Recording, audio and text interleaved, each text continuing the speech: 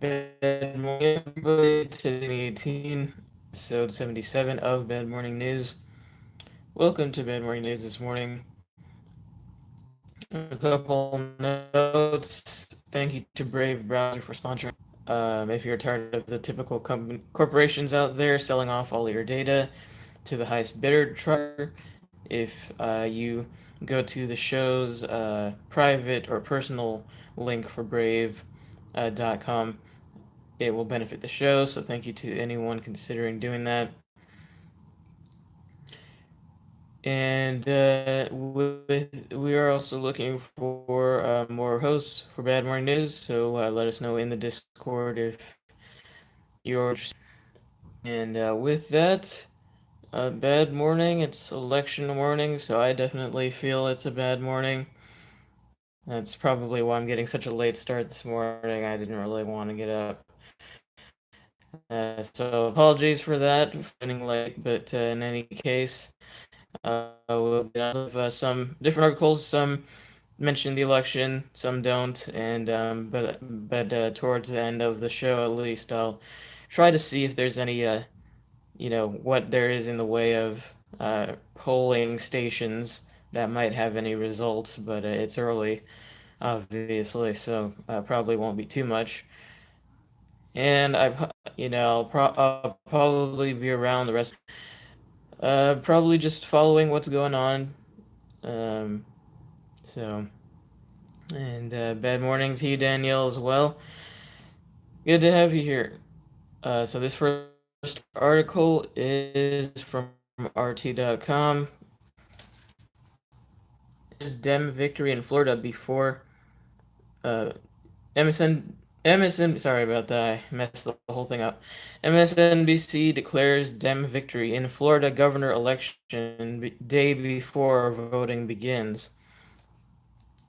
MSNBC boasts of being the first news outlet to break results from Tuesday's midterm elections hours before voting began.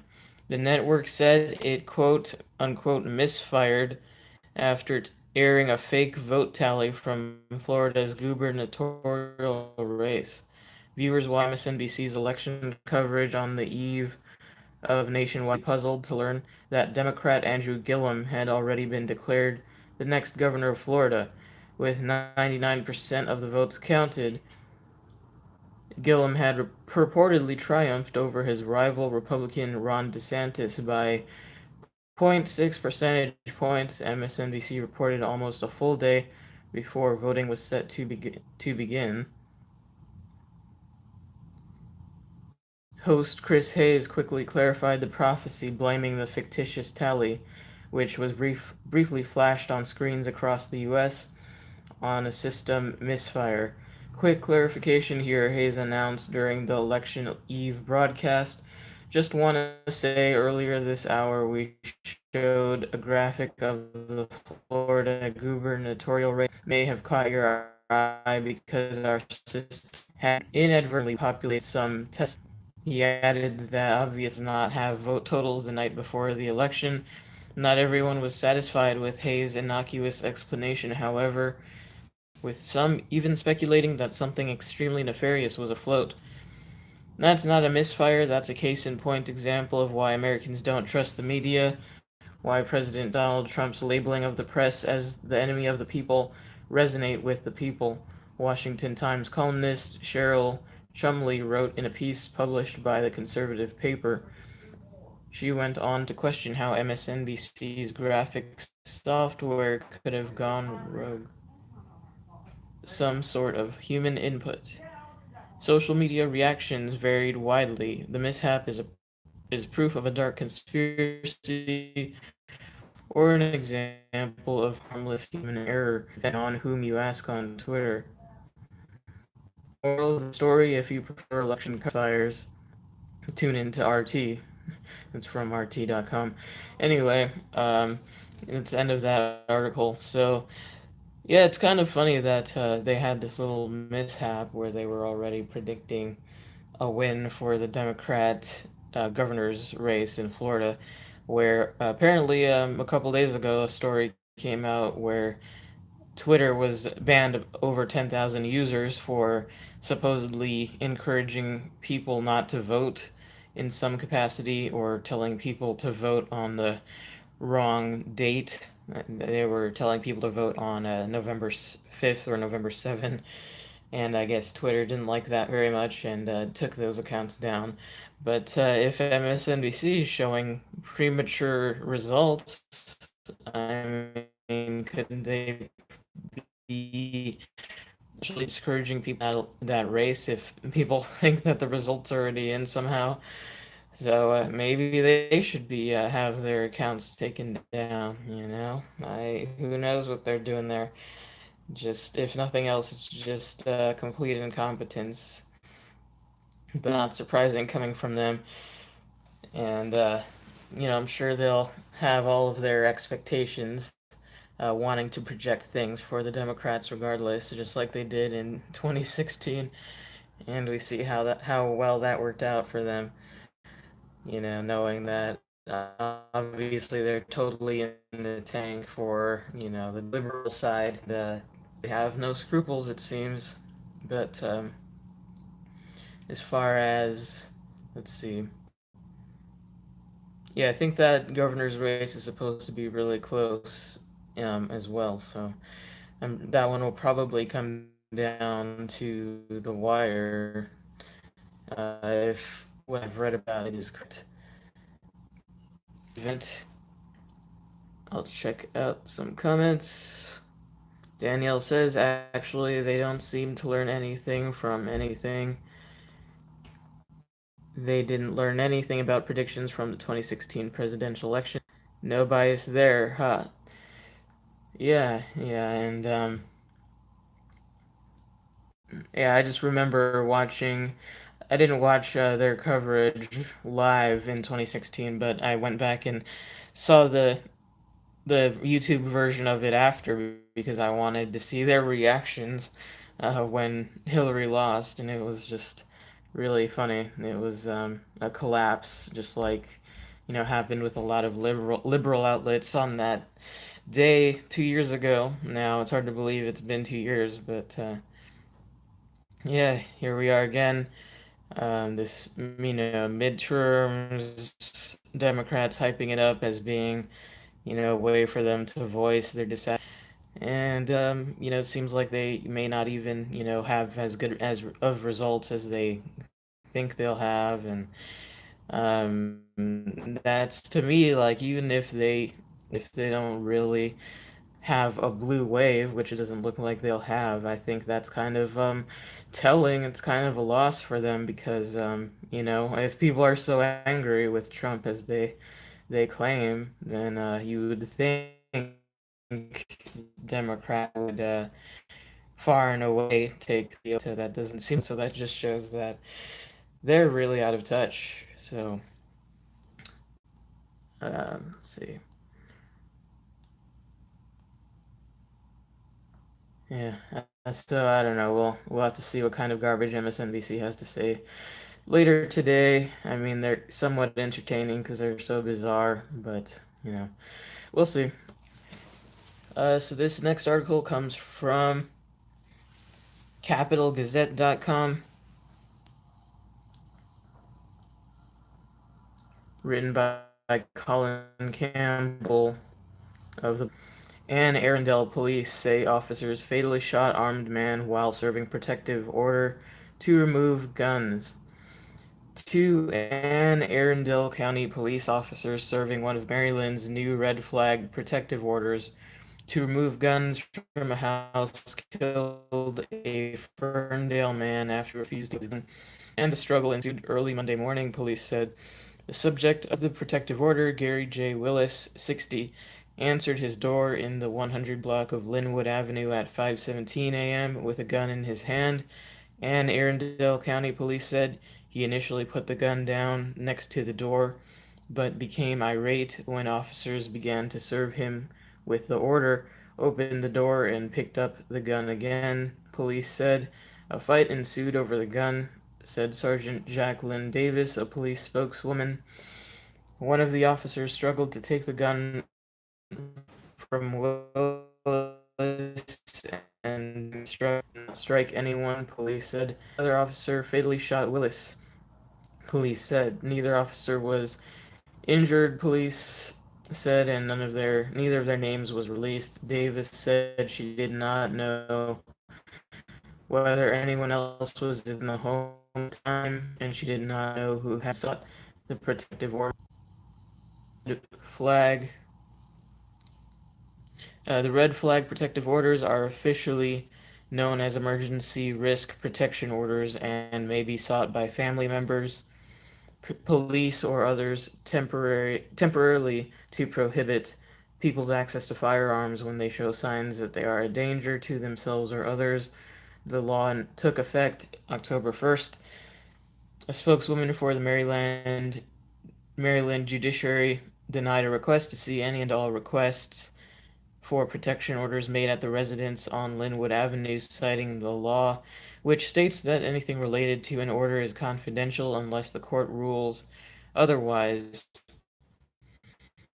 Police had come to the house Sunday. Willis, a longtime resident of the neighborhood, Willis, who was on the scene Monday morning and identified herself as his niece. She attributed that visit by police to family being family, but declined to elaborate. She said one of her aunts requested the protective order to temporarily remove Willis's guns. Michelle Willis said she'd grown up in the house and had been there Sunday night to move out her son, who had been helping to care for her grandmother. Her uncle, Gary Willis, lived in an apartment above the garage, said other family members, including her grandmother, another uncle, two aunts, and Gary Willis's girlfriend were also at the home Sunday night. She said her uncle likes to speak his mind, but described him as harmless.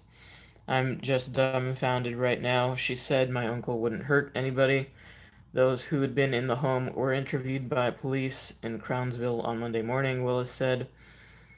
She and other family members stood down the street in the rain while waiting for police to let family members into the home Monday morning, in part to retrieve two dogs and a cat still inside.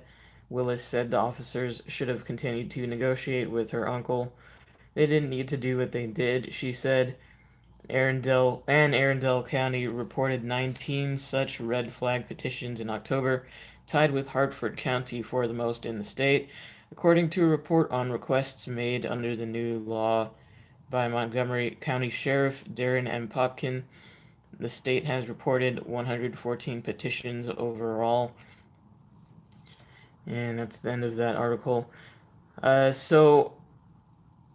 there's been a lot of these so-called red flag laws popping up around the U.S. in different states, and I think the problem with them is that there's no real for, what constitutes, a complaint, by someone saying, I think this person's a risk to themselves or to others. There's no real standard for that, and so it's really open to a lot of abuse, and that's the case of so many laws in the country. Laws that people, propose as means to protect people and for safety and security, and they just end up being abused. And when things like that are abused, it means hacking away all of your individual rights and your constitutional rights and everything else, because any jilted spouse or whoever, or even someone's kid or grandkid who's just who thinks their relative is paranoid and a gun nut, and a Trump supporter, and maybe they're dangerous because all these horrible things are happening with Trump's rhetoric and causing people to go crazy, and all of this is just it. I feel like there's some level of planning in all of this by the powers that be. It's convenient. Make everyone afraid. Make it easy to take away people's Second Amendment rights. And it's difficult to get them back. It's like the cops will come and take people's guns, but in order to get them back, you have to go through a long court process, most likely.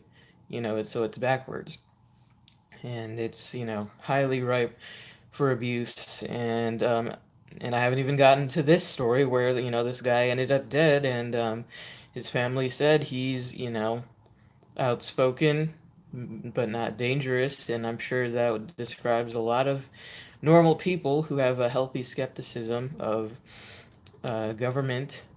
I don't think it's natural for people to just lay down and give up willingly their rights to some uniformed assholes, because some stupid liberals passed a law saying guns are scary, so we should have people be able to file petitions to have people arbitrarily stripped of their rights.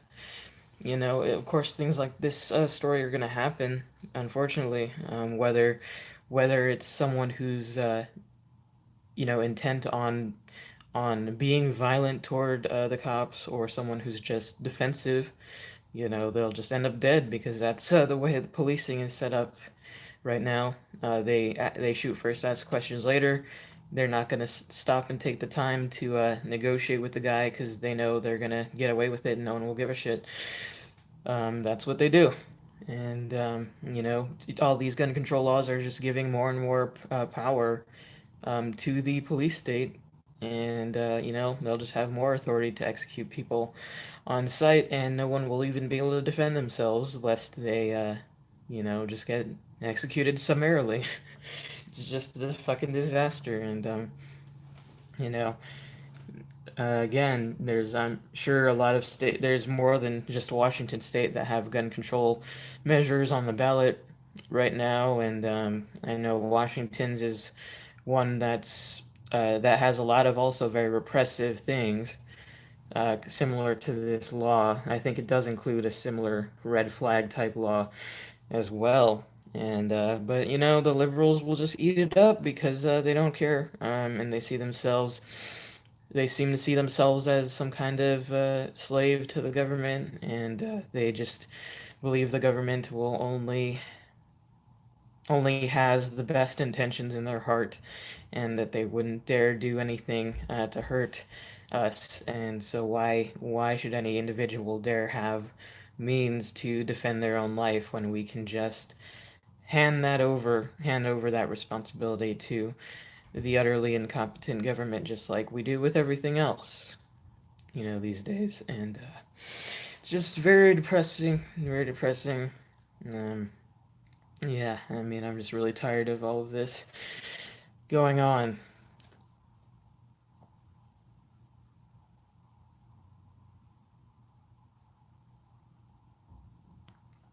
And Danielle says, actually going to the door with a gun tends to dispute the family's claims.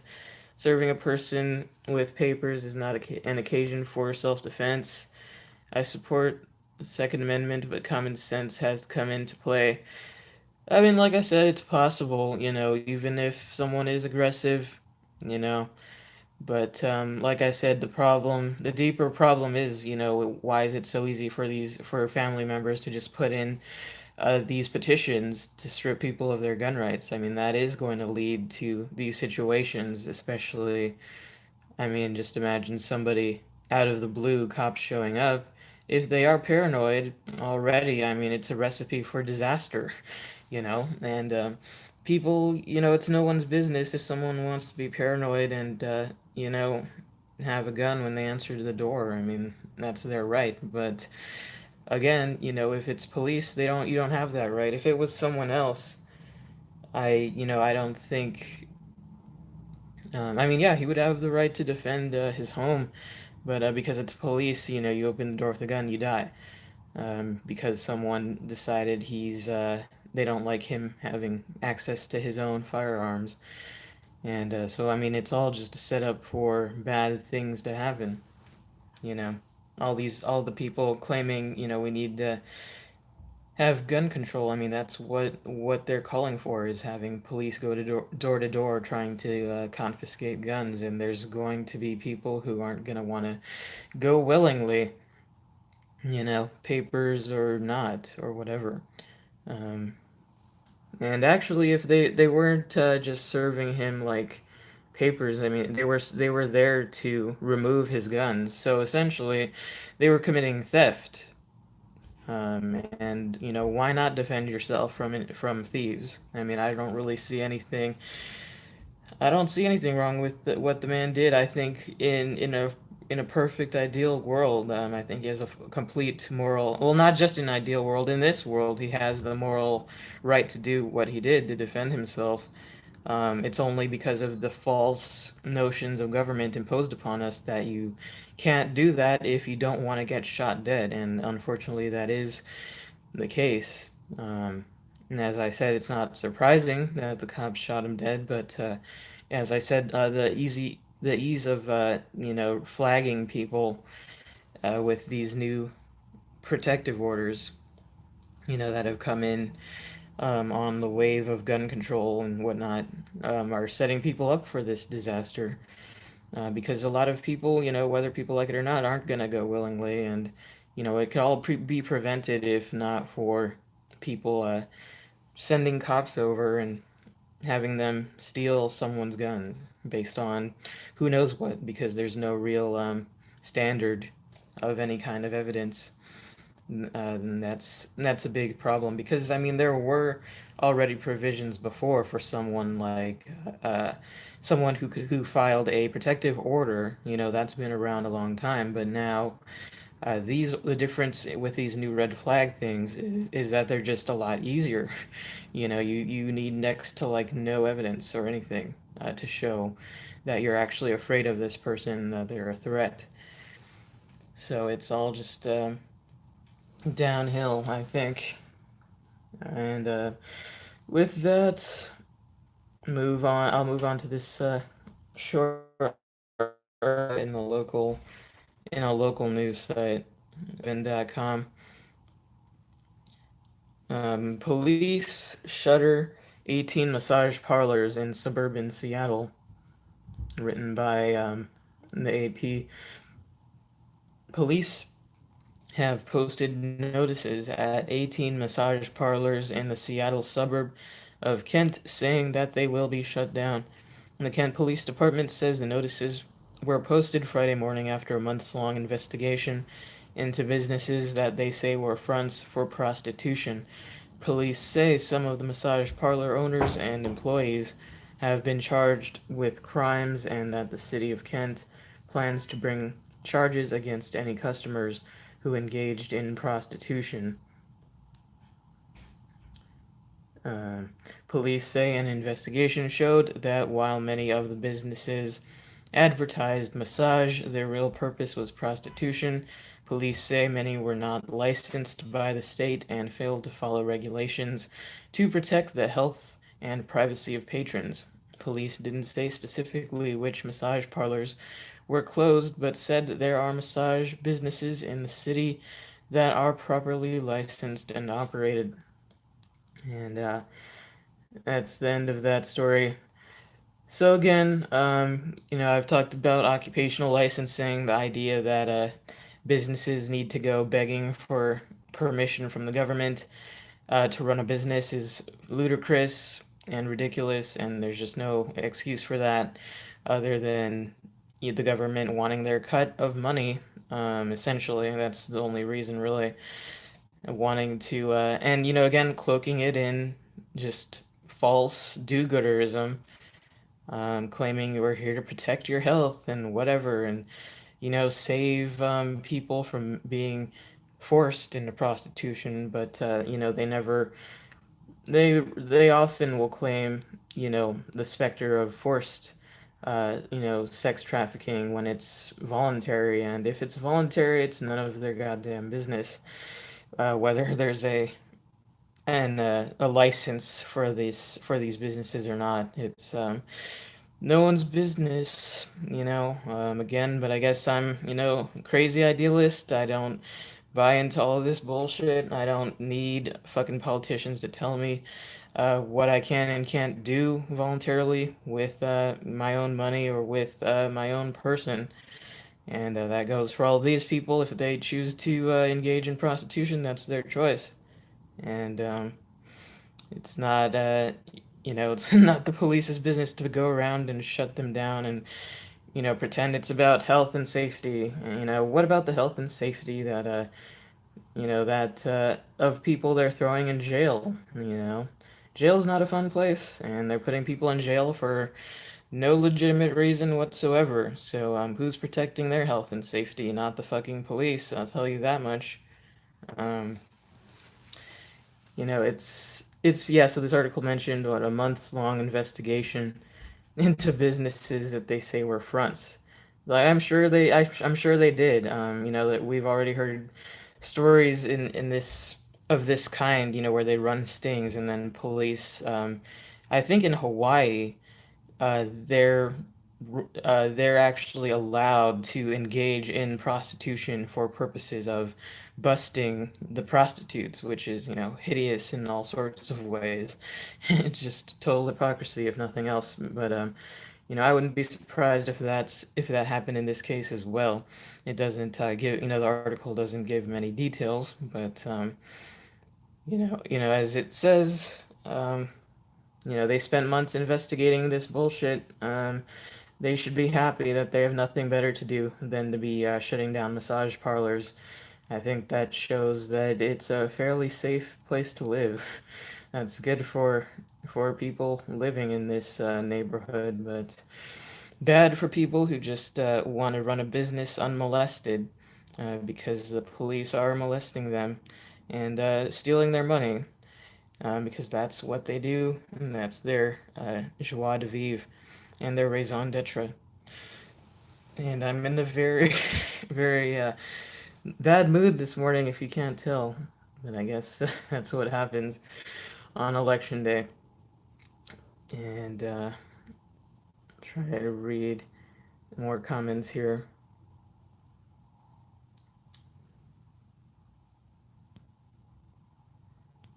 I don't know why the comments are always out of order. Danielle says, I don't know, this case seems nuanced to me, not cut and dried. Um, Jesse Thomas, good to see you. Jesse Thomas says, Anarchy in San Diego will be the topic. I lived in San Diego for 5 years. That'll be cool, interesting to hear. If you have a perspective on the scene of anarchism in that area, that'd be interesting to see. Because I spent 5 years there, and it's been a while. But I at the time I wasn't interested in all of that, so I wouldn't know what the scene is like. But I think, and I wouldn't be surprised if there's a decent sized um, scene of anarchists in San Diego. And Jesse says, I think I can do a podcast too. I might give it a try. Yeah, why not? Why not? It's I think that's the future, is people, producing news on their own, and producing their own perspectives, and not having to have a middleman as much as possible. I mean, right now we still have the major tech companies are kind of the middleman in this case, but at least it's not like decades ago where there was no internet, and the only outlet for news was TV or the newspaper or something like that. And you certainly wouldn't get any kind of controversial or alternative view out in those outlets, I don't think, the way you can today. So that's a good opportunity. And let's see. All right, this next article comes from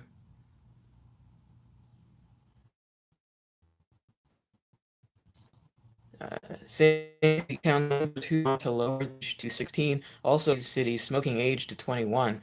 Will trust teenagers with decisions about how to run the country, but not how to run their own lives. The Washington, D.C. City Council is rapidly advancing a measure that would lower the voting age to 16. On Thursday, the council's Judiciary and Public Safety Committee unanimously passed the Youth Vote Amendment Act, which would allow 16 and 17-year-olds to vote in all elections, from local races to the presidency. This would be a national first. A number of DC suburbs in Maryland let 16 and 17-year-olds vote, but only in local races. In Berkeley, California, this same age bracket is allowed to vote in school board elections. A sponsor of the measure, Council Council member Charles Allen praised Thursday's outcome, arguing that 16-year-olds are already making weighty decisions and thus can be trusted with participating in elections. They're caretakers of parents or siblings. They're helping their family by working a job or two. Some may be parents themselves, and they're engaged in the issues of our city just like everyone else, he says on Twitter. They deserve to have their voice heard. Allen's not wrong that 16 and 17-year-olds are trusted with a number of decisions associated with adulthood, from holding down a job to getting a driver's license to, in DC, though not in every state, sexual consent. It's odd, therefore, that we restrict their right to vote. It's also odd that Allen would be the one making this argument, given his past support for other laws that restrict these same young people from making decisions about their own lives. Back in 2016, when a proposal was floated to increase DC's smoking age to 21, Allen voted in favor of taking this choice away from young people. He was joined by council members Alyssa Silverman and Mary Che, both of whom support his measure to lower the voting age. It's remarkably inconsistent to advocate that 16-year-olds are responsible enough to do things like raise a child and participate in the democratic process, yet too irresponsible to decide whether they want to smoke a cigarette. Yet, this increasingly is our lot. Our marginal impact on choosing the leaders and laws that govern us is treated as sacrosanct, while the decisions we might make about our lives and only our lives are subject to an endless degree of regulations, restrictions, or prohibitions. By all means, we should let 16-year-olds vote. We should let them do a lot of other things too. That's the end of that article, and yeah, that's pretty interesting. Again, hypocrisy, not surprisingly, from a Democrat. Let me see. I wanted to double check that that's a Democrat. It actually doesn't mention if they are or not. I'll assume they are. But, you know, whatever. If they're Republican, doesn't matter. But in any case, because I think, you know, this issue of lowering the voting age, it seems like it might be kind of a partisan thing right now because, you know, I would assume most polls would say that younger people that age, are more likely to support Democrats. So it's in the interest of Democrats to lower the voting age, and you know, it wouldn't surprise me if it were mostly Democrats supporting that and more Republicans against that, because just like a lot of things with voting and registration and trying to make sure people are citizens or, you know, registered properly and all that type of thing. You know, it's the demographics, and if you know, one party or another thinks a certain demographic will benefit them, then they'll, you know, go to bat for that. And I guess that's what produces this outcome of extreme hypocrisy, where, you know, this one council member or whatever is advocating, you know, saying, you know, why not let 16-year-olds vote? They do all this other stuff, and yet he doesn't see a problem with taking away their right to do what they want with their own body. I mean, you know, it's really insane. It's just all, um, you know, ad hoc nonsense. You know, they decide smoking is horrible, and you know, so they don't care that people have an inherent right to smoke if they want to smoke. Um, you know, they just decide, well, you shouldn't have that right anymore because it's bad, and we're here to protect you from yourself. And so, you know, they can fuck themselves and they don't have the right to make that choice. Raising it, some, you know, cities and states are raising it all the way to 21. California did that, I think, in 2016. Raised the age of for buying cigarettes all the way up to 21.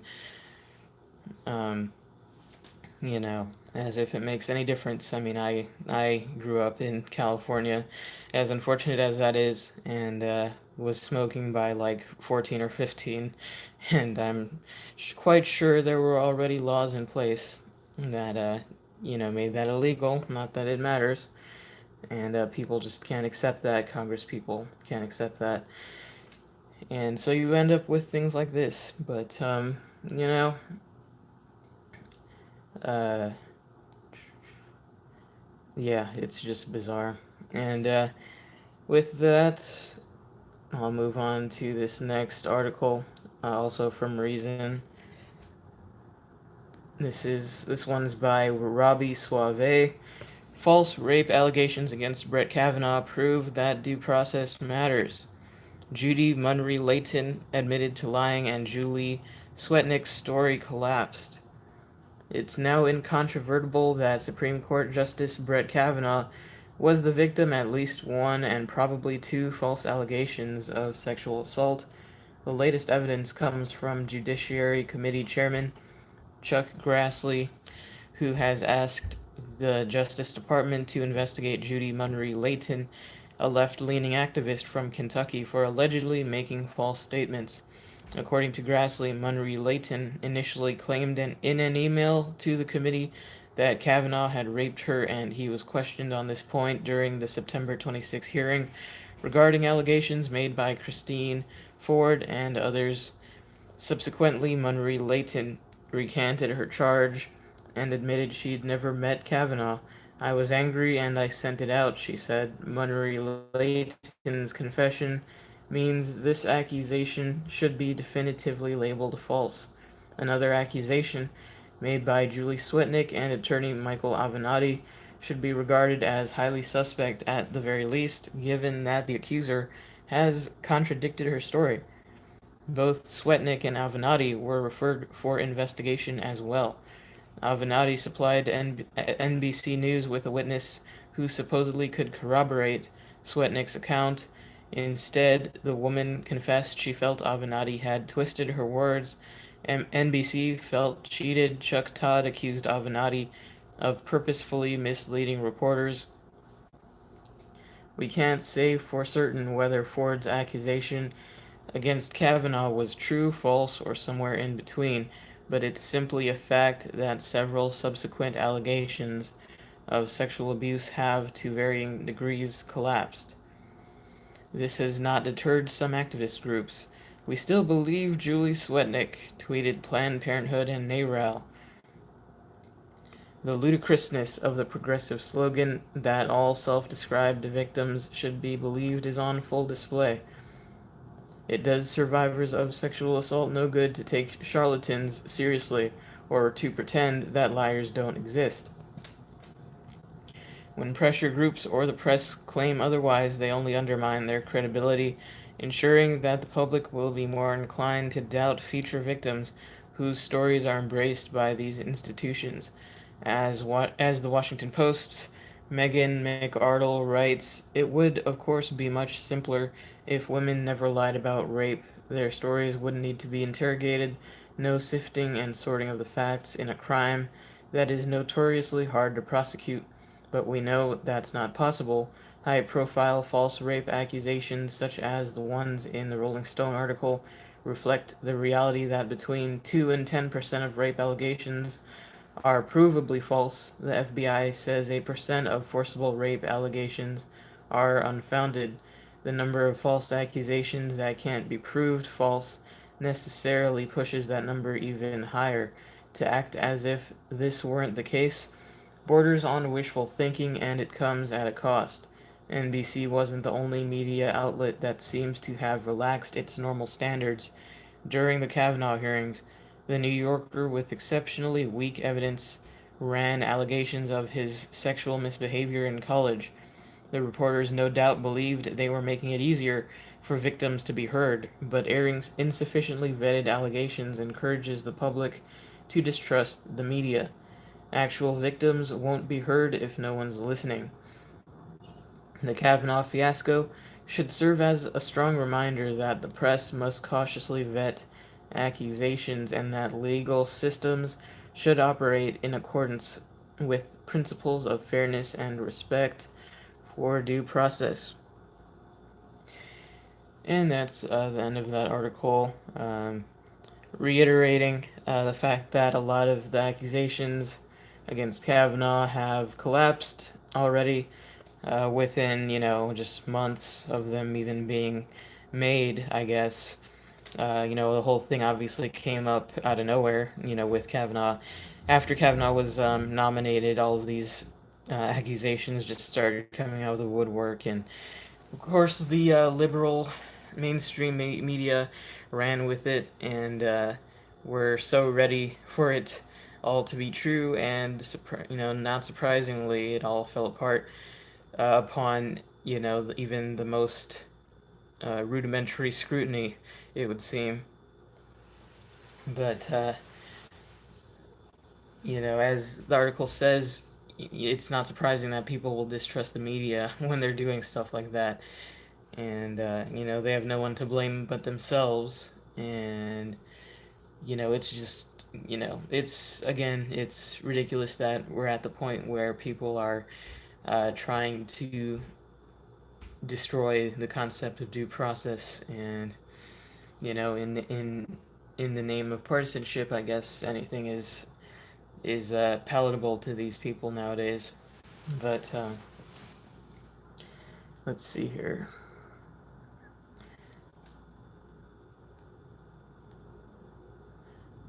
Yeah, I mean the article says, it mentions that a lot of these outlets, the New Yorker and Washington Post, didn't even bother to vet any of the allegations at all. And again, the double standard comes in where they have these people who came out of nowhere on like a moment's notice, and the mainstream media was ready to believe them.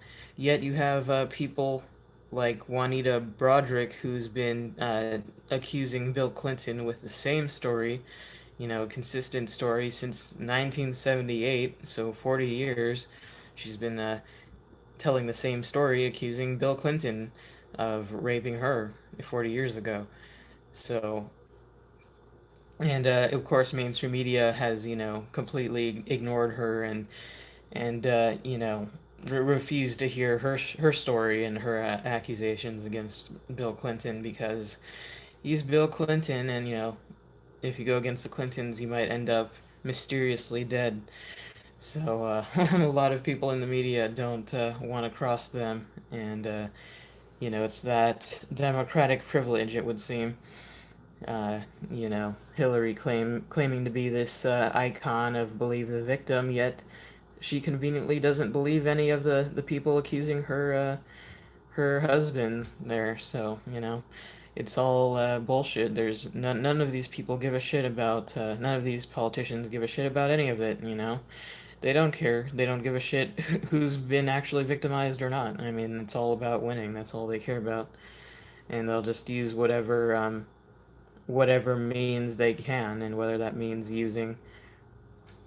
uh, using people, whether they have been victimized or not, they're just going to be used and thrown away, as we see. All right.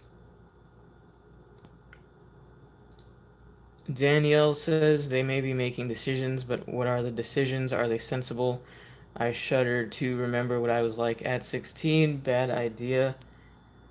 Cognitive dissonance on display in DC. Danielle also says, I really think these people need to be prosecuted for defamation and lying to Congress. Otherwise, anyone can get away with anything. LOL, does anyone trust the media anymore? That would be news to me. Within weeks, cryptic, not even months. Yeah, that's true. Totally agree with you about Clintonian hypocrisy. Yeah, to the other the first comment about the 16-year-olds. I mean, yeah, that's a good point. I mean, frankly, I mean, I could see why people don't want 16-year-olds to vote. I mean, yeah, I would have voted for a Democrat if I could have voted when I was 16, and I'm glad I didn't. I mean, not to say that I necessarily am against them having the quote unquote right to vote, but I don't have much faith in their decision making either. But but at the same time, they still have the right to make certain choices, whether it's smoking or whatever. I mean, that's life. Freedom is messy. There'll be, nothing will stop bad things from happening, from people choosing things that are self-destructive or whatever. But I prefer messy freedom to just the state micromanaging everything about our own lives and what we are allowed to do and not do. I just can't deal with that. And yeah, as far as trusting the media, I don't know either who's still trusting the media. It's a joke. Yeah, I really do wonder to myself, like who out there is really sitting there saying, earnestly, that they can't wait to watch MSNBC tonight and see their great take on things. I really don't know. I mean, I'm sure there's a a small clique of people who do that. The progressive types and whatever, but by and large, people don't trust them, and for good reason. And just like the first article mentioned, Trump calling the media enemies of the people. I mean, I'll give it to him right there. That might be one of the only things I agree with him on. But he's absolutely right that the media are enemies of the people. I mean, that's just an complete objective fact. I mean, they don't give a fuck about about the truth, about exposing things, being done by the government or by corporations. They're in bed together and they don't care. And they're not here to tell us the truth. They're here to push the agenda of whoever is paying their salary at whatever point in time, and through whichever specific outlet, whether it's a right-leaning outlet or most of the outlets are more left-leaning. It's all a joke. And no thinking person should be trusting the mainstream media because it's garbage. And I think it's funny that some liberals have come out trying to defend the mainstream media and making it seem like with that whole Khashoggi thing and saying, that Trump is so horrible for saying negative things about the media and blah, blah, blah. It's like, well, if you don't want negative things said about you, then stop being garbage. Because right now you do deserve to be hated and mistrusted because you're fucking garbage. Um, real journalism in any mainstream outlet has been long dead for a long time. And it's funny if liberals are gonna die on the hill of the poor media, the poor innocent mainstream media is being hated by the evil Republicans and right wing conspiracy theorists. Since whatever. But I guess it makes sense for a lot of liberals to defend the mainstream media because I mean that's a lot of it is their talking points being put out there, just completely devoid of any fact or rationality and whatever. So I'm sure a lot of liberals do love the mainstream media. But in any case, let's see here. Okay, this article is also from Reason, and this one is by Eric Boehm and Zuri Davis. 10 House races libertarians should watch on election night. Democrats are expected to take the House majority, but will libertarian-friendly Republicans like Thomas Massie and Justin Amash keep their seats? With all 435 seats in the House up for election on Tuesday night, it's far easier to get interested in the aggregate result. Will Republicans hold their majority or will they lose it to the Democrats?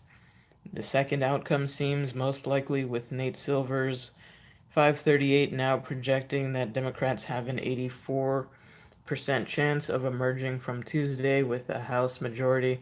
Polling aggregator Real Clear Politics also sees Dems with a clear advantage but a smaller one. It lists 3 dozen races as toss-ups heading into the final 48 hours of the campaign. Below, we've picked out 10 races that might be particularly interesting to libertarians, either because of who's running or because of specific dynamics at play in the race. And sure, it helps if the outcome of the race remains in doubt. Don't forget to check out Reason's coverage of key Senate races and the nation's most important Google contests, too. Colorado 6th, incumbent Representative Mike Coffman, Republican. Why it matters, Republican incumbent Mike Coffman is likely to be unseated, with polls showing the race leaning toward his Democratic challenger, Jason Crow, and in a district that's already slightly favorable to Democrats. According to the CPVI, which is based on how the district has voted in the past 2 presidential elections relative to the nation as a whole, this is also one of the most expensive congressional races in the country, with more than $22 million spent by the candidates and outside groups combined. Libertarian candidate Kat Martin has broken from mainstream talking points to defend less government in all aspects of life. While several of Martin's views include national politics, she's also supported the passage of Colorado's Amendment A. The amendment seeks to change wording in the state constitution to abolish involuntary servitude without pay or compensation as punishment for a crime. An identical amendment was passed unanimously in the state legislature in 2016, but failed in the general election. Supporters of the previous amendment believe that it failed because of confusing language. Kentucky 4th, incumbent Representative Thomas Massie, Republican. Why it matters, one of the most libertarian-friendly members of Congress, Massie is expected to be on his way to a 4th full term representing his northern Kentucky district. His opponent is Seth Hall, an attorney who won a 3-way primary early this year. Even if a Democratic blue wave materializes, Massie appears to be on dry land. Both Real Clear Politics and 538 rate the district as safely Republican. The more interesting thing to keep an eye on here may be Massie's margins. He got 62% of the vote in 2012, followed by 67% in 2014 and 71% in 2016. Iowa 3rd, incumbent David Young, Republican. Why it matters, actually all 4 of Iowa's congressional districts are rated as some of the most important in the country. Thanks to the state's politically balanced population, its reputation for having an independent streak, and a redistricting scheme that actually sort of works. 3 of Iowa's districts are rated between D+1 and R+1 on the Cook Partisan Voting Index. And the 4th is also a close race this year, despite being an R+11 district, because incumbent Representative Steve King has drawn widespread criticism, including from Senator Jeff Flake, who says he's rooting for King's Democratic opponent, J.D. Scholten, for supporting white nationalist candidates in recent Canadian and European elections. Still, the 3rd district might be the most important bellwether in the state. It's one of the most purple districts in the whole country, but it hasn't turned into a Democratic runaway, even as other narrowly Republican districts have. Democrat Cindy Axne, a small business owner, leads by less than 2 points in several late October polls. She has earned some attention for eschewing the Me Too narrative as part of her campaign, despite having survived an attempted rape while in college. Trump's tariffs are particularly unpopular in Iowa, potentially an anchor on Young's re-election chances. Given the balanced population and close polls, the 3rd district also provides an opportunity for Libertarian Brian Holder to cover the spread. Unfortunately, pollsters have not seen fit to include him in their surveys. Michigan 3rd, incumbent Representative Justin Amash, Republican. Why it matters, while many Republicans have used Trumpian language to message to voters in the upcoming election. The libertarian-leaning incumbent Justin Amash has spent the better part of the Trump presidency tweeting his unadulterated critiques of the administration. Most recently, Amash decried the president's desire to end birthright citizenship via executive order, saying that Trump could not amend the Constitution so easily. Both Amash's outspokenness and his Arab American identity have led to scrapes with Trump Republicans. Prior to the 2016 election, Amash was a less polarizing figure in the GOP.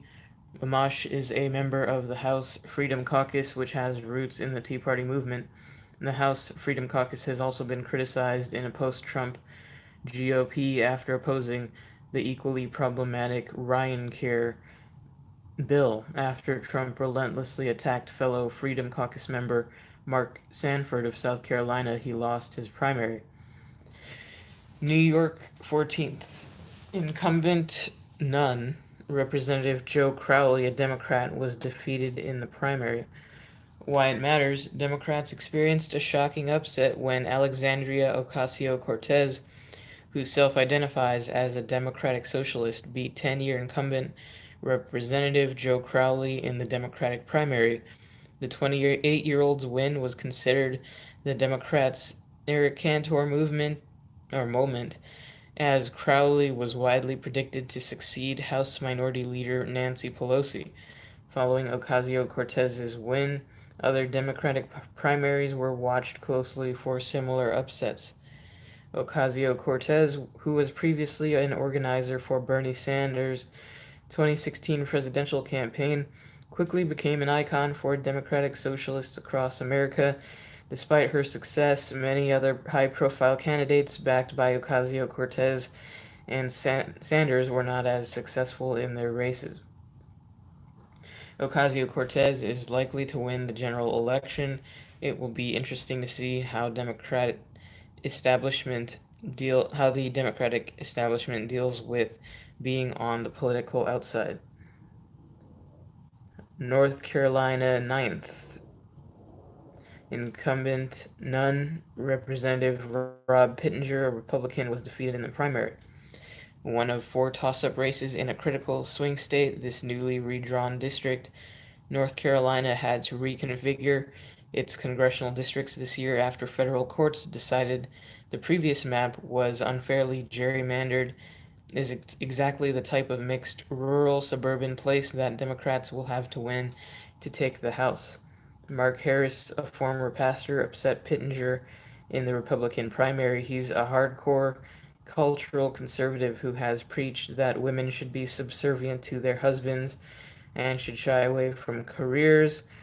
He's also opposed to gay marriage. Democrat Dan McCready, a former Marine, has promised to vote against Nancy Pelosi for House Speaker and has stressed military and religious beliefs, positions that make strategic sense running against an extreme opponent in a moderately conservative district. 3 October polls by 2 different pollsters found everything from a 5-point Harris lead to a 4-point McCready lead. No one knows how this race will go, but it's safe to say that Libertarian candidate Jeff Scott had the best tweet of the campaign. Pennsylvania 7th, incumbent none, Representative Charlie Dent, Republican, resigned in May for personal reasons. Why it matters, a court-ordered redrawing of Pennsylvania's congressional districts produced a more compact and competitive map. Previously, the area now covered by the 7th District was split between a deeply blue district and moderately red district. The new map figures to wipe away the 13-5 edge that Republicans have enjoyed in Pennsylvania since 2011, and this district, along with PA 1, are prime pickup opportunities for Democrats. Texas 32nd, incumbent Pete Sessions. Why it matters, this Texas race has entered the toss-up category with Republican incumbent Pete Sessions polling just 1 point ahead of Democratic challenger Colin Allred. Libertarian challenger Melina Baker is currently predicted to receive 2.7% of the general vote in the close race. Baker, who has been a vocal opponent of her Republican challenger, who serves as the Rules Committee chairman. In June, the committee blocked Oregon Rep. Earl Blumenauer's bipartisan Veteran Equal Access Amendment, which would give veterans protections to help them access medical marijuana. Utah 4th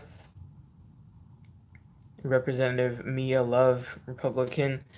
Why it matters: despite becoming the first black Republican woman elected to Congress 4 years ago, Representative Mia Love's tenure could be coming to an end. The race between Love and Democratic challenger Ben McAdams is officially in the toss-up category, with Real Clear Politics showing McAdams with a 2.3-point lead. In 2012, Reason identified the Tea Party Republican as a libertarian-ish candidate during her first bid for office. Love's liberty-friendly views included things from eliminating the federal Departments of Education and Energy to opposing the Defense of Marriage Act, despite being personally against marriage equality. Since being elected, Love has largely voted in alignment with Republican and conservative bills. As the child of Haitian immigrants, however, she has not hesitated to speak out against the administration on immigration issues. In January, Love said that Trump's shithole countries comments were indefensible.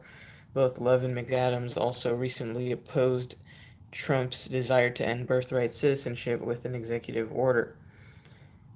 And the last one of this article, Virginia 7th, incumbent Representative David Brat, Republican. Brat shocked the political world when he upset then House Majority Leader Eric Cantor by 12 points in the 2014 primary. It remains the only time in U.S. history that a sitting majority leader, a title that has existed since 1899, was defeated in his or her party's primary election. Brat's win demonstrated the extent to which establishment conservatism had lost control of the GOP to the party's insurgent right wing. Now the former college professor and House Freedom Caucus member could be heading toward another symbolic upset. Democrat Abigail Spanberger, a former CIA officer, is running neck and neck with Brat in a district that should be relatively safe territory for Republicans. Romney won the district by 11 points, Trump by 6. The most recent poll of the race, a late September survey by Monmouth University, showed Spanberger with a 47-42 lead, while Libertarian candidate Joe Walton garnered 2%. And that's the end of that article. And so some races to watch, I guess, for anyone interested in watching. I'll be watching because I have nothing better to do, I guess, and it is somewhat entertaining. I'm hoping to see Democrats, predict victory, and see them, lose again like they did in 2016. If nothing else, that'll be entertaining, even though I, don't vote and don't really, care that much about who wins. It'll be interesting to see. It'll be fun. And with that, I will. It's a good place to end the show for today. But I'll be around in the Discord if any of you out there, have thoughts during the evening as the polls close and whatnot. If you have any comments, I'll be around, and maybe we could even do a voice chat if anybody wants to do that. It would be cool to kind of just share thoughts and what you're seeing go on, and any funny happenings with the mainstream media or whatever. But with that, it's a good place to end for today.